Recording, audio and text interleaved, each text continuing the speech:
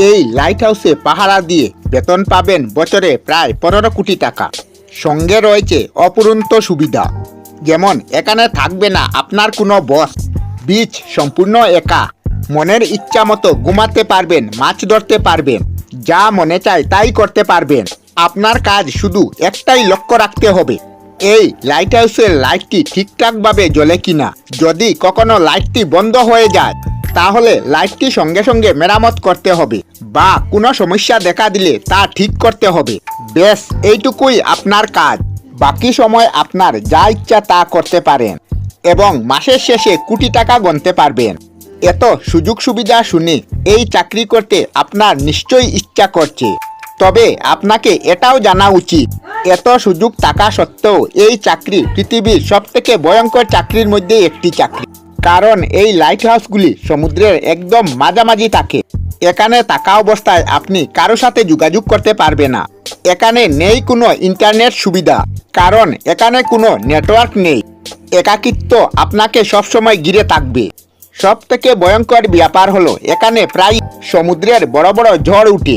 সেই ঝড়ের তাণ্ডব এতটাই ভয়ঙ্কর হয় যে মাঝে মাঝে সমুদ্রের জল লাইট হাউসের উপরে আছড়ে থাকে, যার কারণে এই কাজে মৃত্যু পর্যন্ত হতে পারে। তাছাড়া হঠাৎ অসুস্থ হলে এখানে কোনো চিকিৎসারও ব্যবস্থা নেই। সেই সাথে আছে সাপের ভয়, যেমন অ্যামাজনের স্নেক আইল্যান্ডে থাকা। এ পর্যন্ত বহু লোক শুধু সাপের কামড়ে মারা গিয়েছে। এখন সবার মনে হয়তো একটি কথা ঘুরপাক খাচ্ছে, সেটি হলো এই লাইট হাউস কেন সমুদ্রের মাঝে তৈরি করা হয়েছে, এর কাজও বা কি, কেন বা এই লাইটের প্রতি সবসময় নজর রাখতে হয়, কেন বা এই লাইট কখনো বন্ধ করা যায় না। এই প্রশ্নের উত্তর জানতে হলে আপনাদের ইতিহাসে ফিরে যেতে হবে। যে সময় না ছিল কোনো গাড়ি, না ছিল কোনো টেকনোলজি, সে সময় এক দেশ থেকে অন্য দেশে যেতে একমাত্র উপায় ছিল জলপথ। সে সময় ক্যাম্পাস মারিয়াস নামক একজন অসাধারণ নাবিক ছিলেন। তিনি প্রতিকূল পরিস্থিতিতেও সমুদ্র ভ্রমণের জন্য বেশ বিখ্যাত ছিলেন। একবার তিনি তার জাহাজ নিয়ে সমুদ্রে রাতের অন্ধকারে যাত্রা করছিলেন। ঠিক তখনই জলের নিচে তার জাহাজে ধাক্কা লাগে।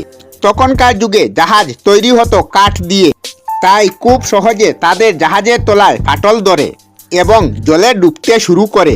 তবে ক্যাম্পাস ও তার সঙ্গীরা মিলে দক্ষতার সাথে জাহাজ তারা ঠিক করে। এই ঘটনার পর ক্যাম্পাস এই সমস্যার সমাধান বের করতে থাকেন। তিনি এমন কিছু বের করতে চাইছেন যেটা দূর থেকে দেখে নাবিকরা সতর্ক হতে পারে। আর এই ধরনের পাথর সমুদ্রের বিভিন্ন অংশে ছড়িয়ে রয়েছে, এগুলি দেখা যায় না এবং এই পাথরে ধাক্কা খেয়ে অনেক জাহাজ ডুবে যেত। এই সমস্যার সমাধান বের করেন মিশরের রাজা টলেমি। তার বাণিজ্যিক এরিয়াতে যেখানে যেখানে এমন পাথরখণ্ড ছিল সেখানে তিনি উঁচু উঁচু দুর্গ নির্মাণের সিদ্ধান্ত নেন এবং সেই দুর্গের উপরে থাকতো আলো, যেটা দেখে নাবিকরা দূর থেকে সতর্ক হতে পারে। এরপরই মূলত লাইট হাউস তৈরির যাত্রা শুরু হয়। যেহেতু সেই সময় বাতির আবিষ্কার হয় নাই, তাই লাইট হাউসের মাথায় আগুন জ্বালিয়ে রাখা হতো। ব্যবহার করা হতো প্রচুর পরিমাণ কয়লা ও তেল। কিন্তু বর্তমানে এই লাইট হাউসগুলিতে উন্নত মানের লাইট ব্যবহার করা হয়, যার আলো অনেক দূর দূর থেকে দেখা যায়। এখন আরেকটি প্রশ্ন হলো, সমুদ্রের মাঝে এই পাথরগুলো এলো কোথা থেকে?